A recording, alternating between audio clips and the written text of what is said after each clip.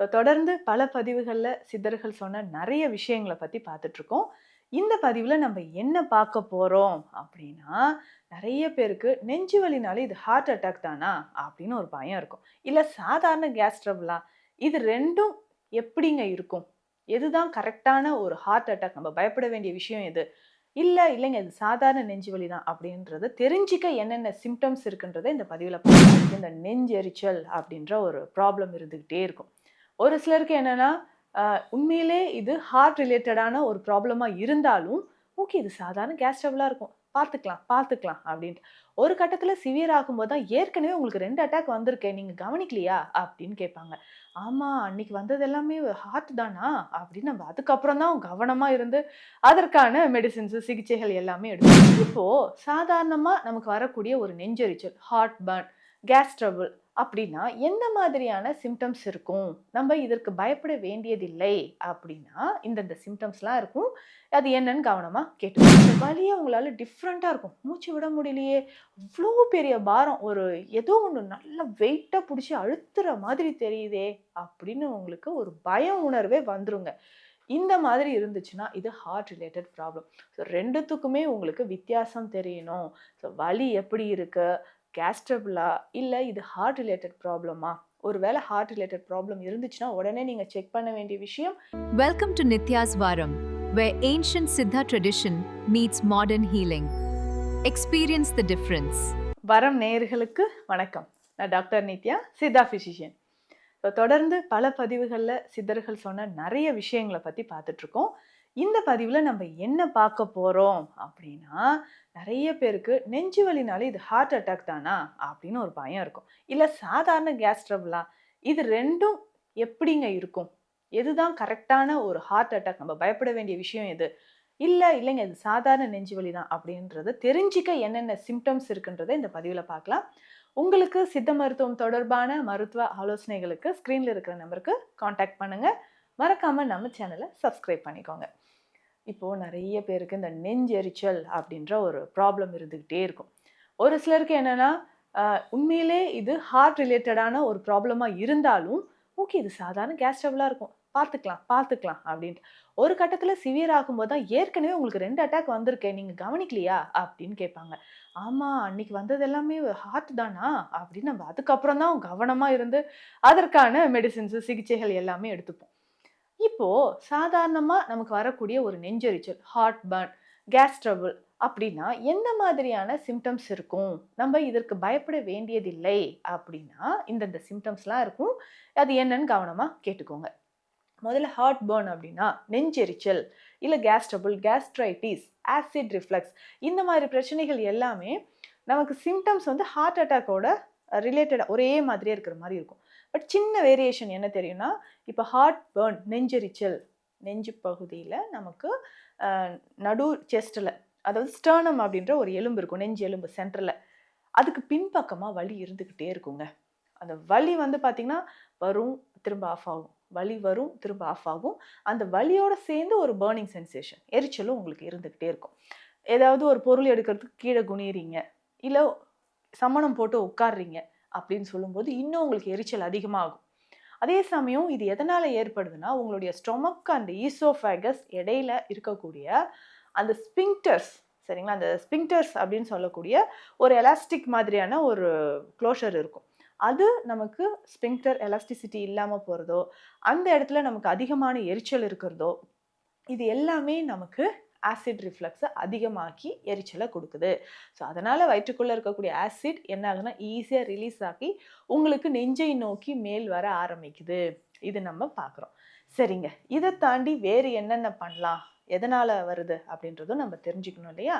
ரொம்ப நேரம் நீங்க சாப்பிடாம இருந்தீங்கன்னா, ஆசிட் உள்ள நமக்கு அதிகமான ஆசிட் செக்ரீட் ஆயிருக்கும்.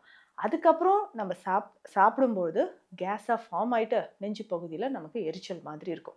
இந்த ஹார்ட் பர்ன், கேஸ்ட்ரைட்டிஸ் அப்படின்னு சொல்றது நமக்கு வலி எங்க தெரியும் அப்படின்னு பார்த்தீங்கன்னா, லெஃப்ட் சைட் செஸ்ட்லயே கீழ்ப்பக்கமா கொஞ்சம் வயிறும் நெஞ்சும் சேரக்கூடிய அந்த டயப்ராம் இருக்கு பார்த்தீங்களா? அந்த இடத்துல இருந்து வலி தெரியலாம். இந்த வலி அப்படியே சில நேரம் கேஸ்ட்ரைட்டிஸா இருந்துச்சுன்னா, சில நேரம் மேல் நோக்கி இந்த தாடை பகுதி வரைக்கும் வலி தெரியலாம். கீழ் வயிறு வரைக்கும் வலி தெரியலாம். லேசா நெஞ்சு பகுதியில ஒரு டிஸ்கம்ஃபர்ட் தெரியும். அவ்வளோதாங்க. இந்த வலி இருந்துகிட்டே இருக்கும். அதுக்கப்புறம் கொஞ்சம் நேரம் கழிச்சு குறையும். ஸோ இந்த மாதிரி வலி ஆன் அண்ட் ஆஃப் இருந்துகிட்டே இருந்துச்சுன்னா இது ஹார்ட் பர்ன், கேஸ் ட்ரபிள் அப்படின்னு நீங்க தெரிஞ்சுக்கலாம். சில நேரங்கள்ல தொடர்ந்து ஏப்பம் வர மாதிரி இருக்கும். இதுவே ஹார்ட் ரிலேட்டட் ப்ராப்ளம், எனக்கு இதயத்துல வலி தெரியுது, இதயம் சம்பந்தப்பட்ட வலியாக இருக்கு அப்படின்னு சொன்னா டக்குன்னு என்ன ஆகும்னா செஸ்ட் பக்கம் ஒரு வலி, லெஃப்ட் சைடு மேலே, சரிங்களா, இதயம் இருக்கக்கூடிய இடத்துல மேலே இருக்கக்கூடிய செஸ்ட்டில் ஒரு பெயின். அந்த பெயின் எப்படின்னா நம்மளால மூச்சு கூட விட முடியாத மாதிரி, நெஞ்சில் ஏதோ பாரமாக வச்சு அழுத்தின மாதிரி இருக்குங்க. மூச்சு விட சிரமமாக இருக்கும். சடனாக வியர்வை வர மாதிரி இருக்கும். ஒரு பேனிக் அப்படியே வர மாதிரி.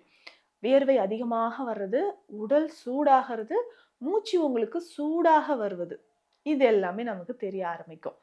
அதிகமான வியர்வை.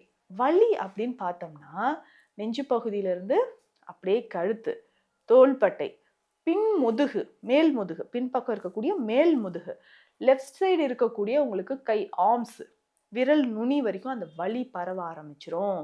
ஸோ இந்த வலியை உங்களால் டிஃப்ரெண்ட்டாக இருக்கும். மூச்சு விட முடியலையே, அவ்வளோ பெரிய பாரம், ஒரு ஏதோ ஒன்று நல்ல வெயிட்டாக பிடிச்சி அழுத்துற மாதிரி தெரியுதே அப்படின்னு உங்களுக்கு ஒரு பய உணர்வே வந்துருங்க. இந்த மாதிரி இருந்துச்சுன்னா இது ஹார்ட் ரிலேட்டட் ப்ராப்ளம். ஸோ ரெண்டுத்துக்குமே உங்களுக்கு வித்தியாசம் தெரியணும்.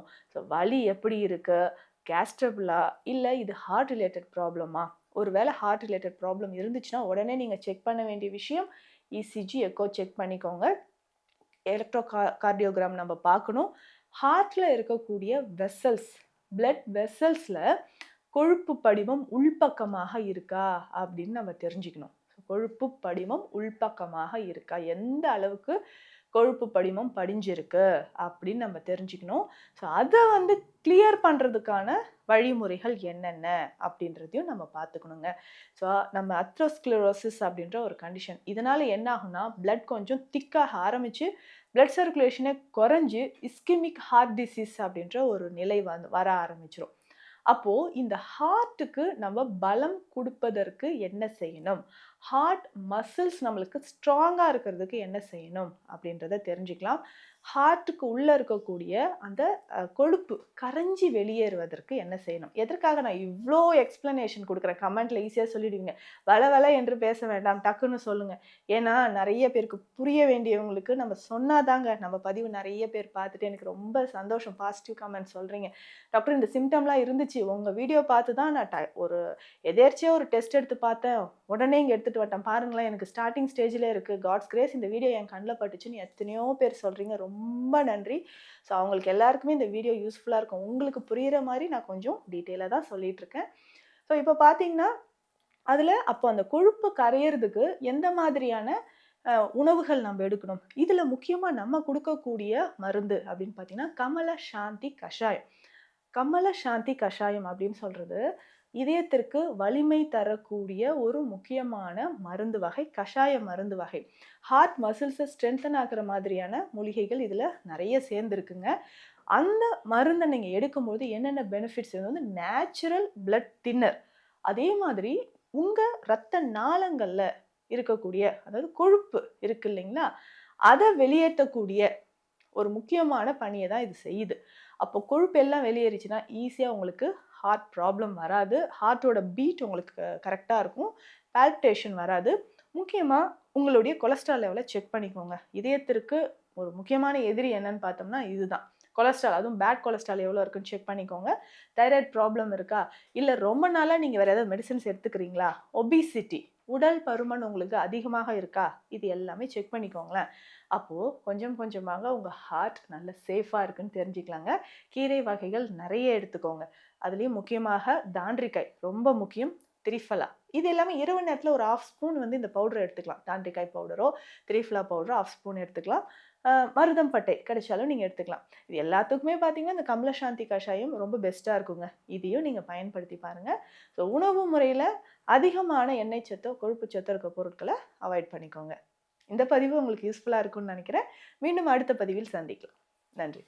Welcome to Nitya's Varam, where ancient Siddha tradition meets modern healing. Experience the difference.